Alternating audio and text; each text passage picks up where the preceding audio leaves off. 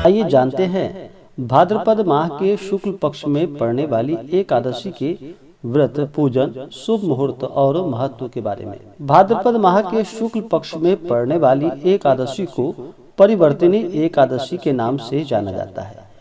इस एकादशी को जय झूलनी एकादशी और ढोल 11 आदि नामों से भी जाना जाता है।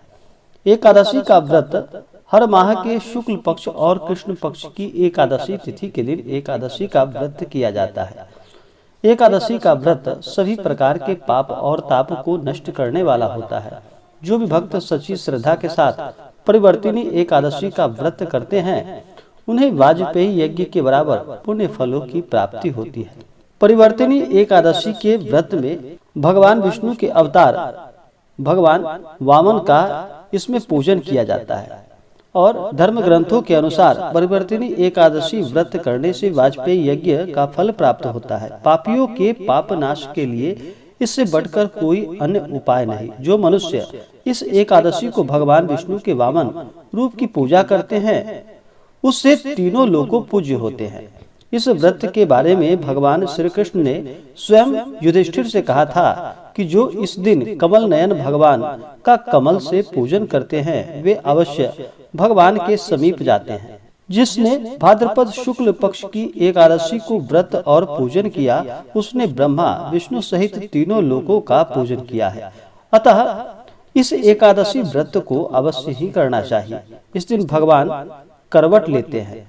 चातुर्मास के दौरान जब भगवान योग निद्रा में होते हैं, उस दौरान भगवान भाद्रपद शुक्ल पक्ष की एकादशी को करवट लेते हैं, इसलिए इसे परिवर्तिनी एकादशी के नाम से जाना जाता है। जो भी जातक एकादशी का व्रत करते हैं, उन्हें इस दिन नियमों का पालन करना चाहिए। एकादशी का व्रत जो भी जातक करते हैं, उन्हें इस दिन मांस, मदिरा, लहसुन, प्याज आदि का प्रयोग बिल्कुल भी नहीं करना चाहिए। तामसिक वस्तुओं का प्रयोग नहीं करना चाहिए। शुद्ध और सात्विकता का पालन करना चाहिए। एकादशी व्रत करने वाले को 10वीं की रात्रि से ही इस व्रत के नियम का पालन करना चाहिए। 10वीं की रात्रि में शुद्ध और सात्विक भोजन ग्रहण करना चाहिए और रात्रि में भगवान नाम का स्मरण करते हुए सोना चाहिए और अगले दिन सुबह ब्रह्म मुहूर्त में उठ करके नित्य क्रियाओं से निवृत्त हो करके गंगा नदी में या घर के जल में ही थोड़ा सा गंगा जल मिला करके स्नान करना चाहिए। शुद्ध वस्त्र धारण करना चाहिए और मन में संकल्प लेते हुए भगवान विष्णु, भगवान वामन से प्रार्थना करनी चाहिए। माता लक्ष्मी से प्रार्थना करनी चाहिए कि हे भगवान, आज मैं आपकी परिवर्तिनी एकादशी का व्रत करने जा रहा हूँ या करने जा रही हूँ। इस प्रकार से भगवान से प्रार्थना करनी चाहिए। आपके मन में जो भी इच्छा हो, जो भी कामना हो, वह प्रभु से कहनी चाहिए और दिन भर व्रत उपवास रहते हुए भगवान का 2 समय पूजन करना चाहिए। एकादशी के दिन जागरण करने से इसका और भी ज्यादा महत्व बढ़ जाता है। अगर जागरण करते हैं तो बड़ी अच्छी बात है। रात्रि में भजन कीर्तन करते हुए, जागरण करते हुए समय व्यतीत करें और भगवान का पूरे विधि विधान के साथ पूजन करें। अगले दिन सुबह जा करके उठ करके नित्य क्रियाओं से फिर निवृत्त होकर के स्नान करके भगवान का एक समय पूजन कर ले।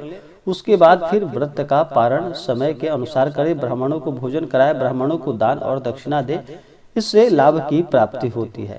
तो आइए जानते हैं एकादशी व्रत के शुभ मुहूर्त के बारे में।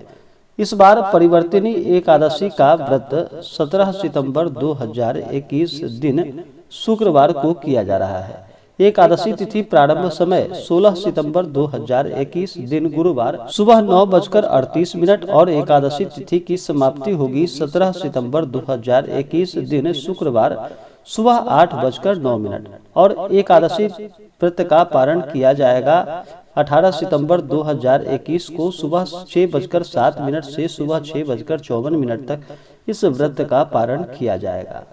एकादशी के व्रत में इस दिन किसी के ऊपर क्रोध नहीं करना चाहिए। इस दिन शुद्ध और सात्विकता का पालन करना चाहिए। अपने मन में किसी के प्रति ईर्ष्या या द्वेष का भाव नहीं लाना चाहिए। भगवान का भजन कीर्तन करते हुए समय को व्यतीत करना चाहिए। अगर कोई याचक आता है तो याचक को खाली हाथ नहीं भेजना चाहिए। उन्हें भोजन आदि करानी चाहिए, दान दक्षिणा देनी चाहिए। इससे पुण्य फलों की प्राप्ति होती है। परिवर्तिनी एकादशी व्रत का पारण इस बार कुसुमांड पारणम, कुसुमांड यानी कि भुआ के पुष्प से इस व्रत का पारण किया जाएगा। तो आशा करता हूँ कि यह जानकारी आपको अच्छा लगा हो।